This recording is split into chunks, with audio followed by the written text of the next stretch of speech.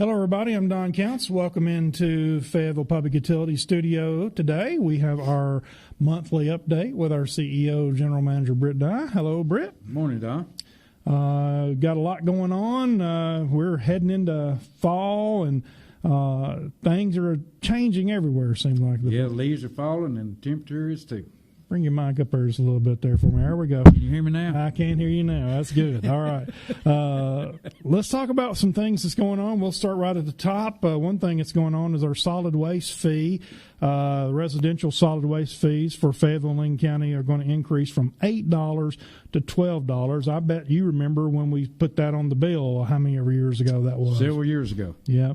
And so now that's going to increase effective October this year, which is coming up real soon, just a few days away, and an increase costs associated with some landfill space that the county's dealing with. In mine and your life, landfill space has always been an issue, and now it's even becoming a bigger issue. Yes, I know it's been several different places since I've lived here in Fayetteville, Lincoln County, but, it's not something that FPU charges. It comes from the county, and we just have to put it on their bill to pass it through to the customer. So if you got any questions about that, just contact the county. Yep. You can contact the county mayor's office. Sanitation fees are passed through to Lincoln County, and they're going to go from $8 to $12. So everybody's going to see that on their bills in October. A lot of things make me proud to work here. We have a good job. We have a great county. I have the luxury of working here. But day of service is a good thing that we do. And we had the opportunity this past month to do the ribeye sandwich sale. That was a huge success. Yes, it was. And that money is where we don't take ratepayers' money and give it to somebody else. We actually raise money in-house to do that. You might talk about that. We do, with the employees helping out and selling tickets and those kinds of things. And we sold record-breaking ticket sales this year. And, also along with that, even though our customers, the community, purchase the tickets, but then, again, we turn around and we give those funds back to the community. So, you give and then we give, and it's a win-win for everybody. That's right. And so this month we have Day of Service, and FPU will be participating in Day of Service. The event encourages outreach through organized projects like we do. And on November the 4th, we're going to be doing our Hands of Mercy. Yeah, we'll be doing the food truck again, and and helping out with TVA partnership with us on that. And along with that, we do everything we can to give back to the community. And food truck right now, they're running short on supplies, and we hope to help that out a little further. Yep, and that's coming up on November the 4th. That's going to be a big day. Food truck, we actually sort through the groceries and get those together.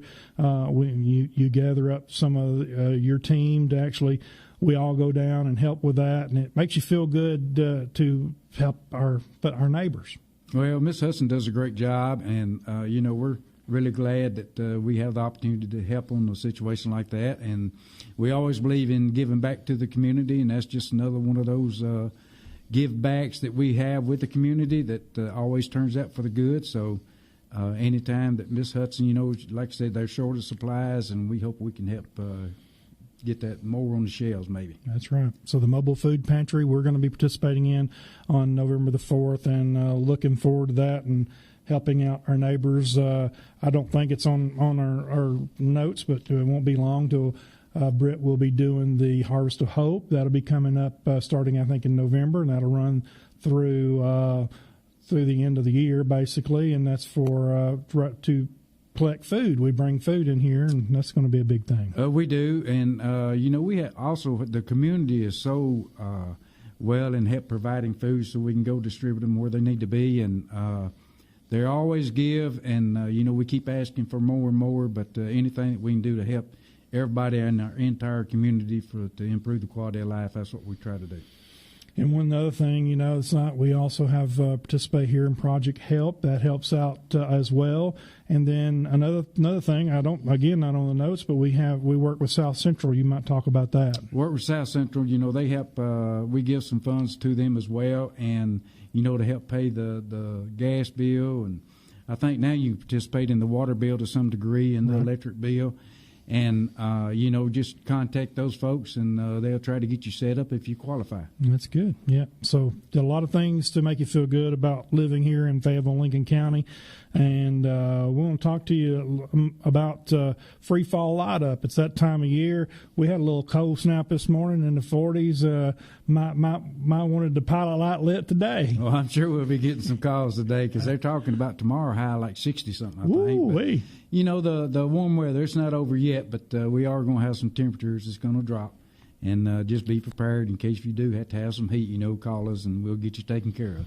FPU technicians will light your pilot lights for our natural gas customers, and it's happening now through October the 31st, 433-1522 to schedule an appointment, and we do that Monday through Friday from 8 a.m. until 3:30 p.m., so that's the time frame in which you would need to be prepared to be there for our guys to light the pilots. Well, Public Power Week's coming up. That's on October the 2nd through the 8th. You might tell everybody what is public power. Public power is where it's locally owned, which the city owns FPU, but it's publicly owned, and it's not like an investor-owned. It's for the investors. It's got something in it, but we try to give back. That's just part of being a public power model. We believe in redundancy, resiliency, and those kinds of things, and that's what we always want to provide to our customers. We had a pretty good example of that, Britt, when you got the guy from TVA down to talk about the fuel cost adjustment. And if you want to know more about the fuel cost adjustment, even though Britt and I talk about it seem like every month, but we have a video that we just recently did. It's on the front of our website that talks about the fuel cost adjustment. But he talked about the advantages of public power during that video as well. That's correct. It's we try to do our best to provide power. And, you'll see during the same time frame, you also got natural gas as well. So, right. But being public power is we do and give back to the community as much as we can. And like I said, when you got investor-owned or private-owned utility, it's just entirely different. It's a whole nother ballgame. Public power means focused on delivering reliable, efficient service today, tomorrow, and years to come, and that's the way we want to try to keep it for sure. Then public, as you mentioned, Public Natural Gas Week that's also the same week, and that's where we're basically doing the same thing for the natural gas. Doing exactly the same thing, just a different service. Absolutely. All right. Well, 811. There's a lot of construction going on in Lincoln County, Britt. It's just unbelievable. Everywhere I go, I see a backhoe or a bulldozer doing some work. So we want people to call in 811 to let us know about if they're going to do any digging. So you just never know what's underground. That's correct. And the digging that's going on with all the new broadband that's going in, and fiber is very expensive to repair. And if you call us, if we got something in there, we'll be glad to come out and mark it like we're supposed to. And I'm not going to tell you we're always correct, but most of the time we are as far as locating, and we'll do everything we can to be sure we are correct. But, it's coming more and more, so just be careful because you might want to be cautious not to dig into something that could get you hurt. A lot of times people think, water's underground, maybe sewer. But there's also electricity underground, which would get you killed quick. We have a pretty good example of that through our electric trailer. We talk about the things underground with it and get a pretty good example of what could happen if you dig into a power line. That's right, because if you hit one of those, you're at over 7,000 volts, and then if you different part of the county, you're over 14,000 volts. So, it could hurt you pretty bad. Hurt you bad, and same thing, you could dig into a gas line, and people do pretty regular. So 811, all you got to do is call. It's free, and we'll mark it, and then you'll know. I think you get the results in 2 or 3 days, right? That's right. And, it's just not only the main lines. You got your service lines out there, too, where people, are installing fences and those kinds of things. Next thing you know, they're calling, they dug into their service, or they dug into the gas line or water line or something. So it's for anything that you might have anywhere, on your location of where you live to call in for.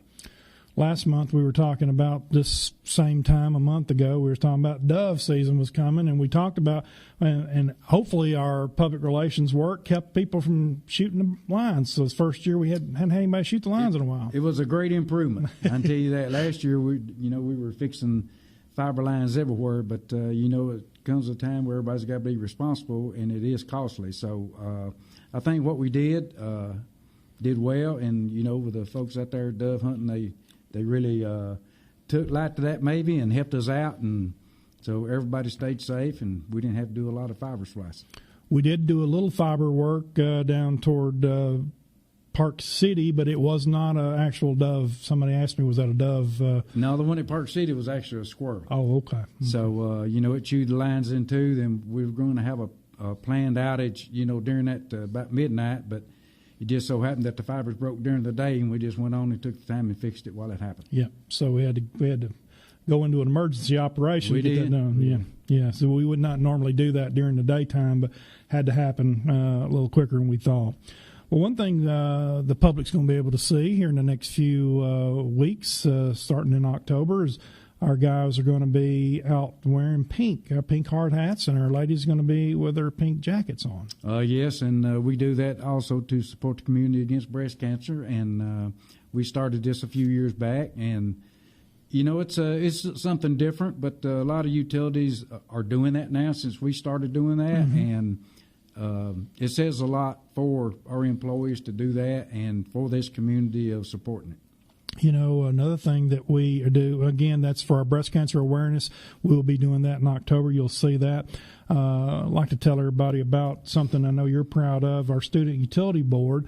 Not a lot of utilities do this, not any that we know of, but it's a way to bring young people up to learn about what we do and understand what we do. You might talk a little bit about that board. Well, the more they understand, the more their parents understand, and they're great ambassadors for us. And a lot of utilities now are becoming more interested in seeing how we do this, and I wouldn't be surprised if some other utilities don't start it. That's right. This is interned for internship. Actually, some employees are working here now from that, and even if they don't come to work here, as you mentioned, they're going to understand what we do and be ambassadors for us. Anywhere they go, they have to deal with utilities. That's right. So they're already educated to a certain degree, and we hope to improve on that more and more if we can get them a little bit longer instead of the little over an hour that we have them now. That's right. And, job recruitment is something, I guess, first and foremost on your mind anyway, because you have to be prepared for the future, and bringing young people up is what it takes. Well, anything that we do here takes more than 6 months or a year to learn and see what your job actually consists of. So if we can recruit folks and train them and get them started early, and try to have, as your other ones start retiring and those kinds of things, that you got somebody that's already trained well enough to do the job, and they have the opportunities to do that. And so that's what we're doing to retain employees and, get them educated, trained, and it might be a good profession for them. Absolutely. Well, remind everybody to download the Smart Hub app. You can view and track your usage. It's pretty interesting to watch how your usage goes up and down. You can actually pay your bill on there. And one of the coolest things, Britt, is the outage management, which is where you can actually see outages in your area or anywhere in the county. That's correct. Now, we're fixing to get all that involved with the total state with the TECA. And so you'll be able to see everybody as it comes across the storm, through the state of Tennessee. Mm-hmm. And that's going to be really another good shot to look at on the website, or we got another link that we'll have to be going to, but we're getting all that fixed now. But it's really paid off, and, if customers want to look at it and see what we got.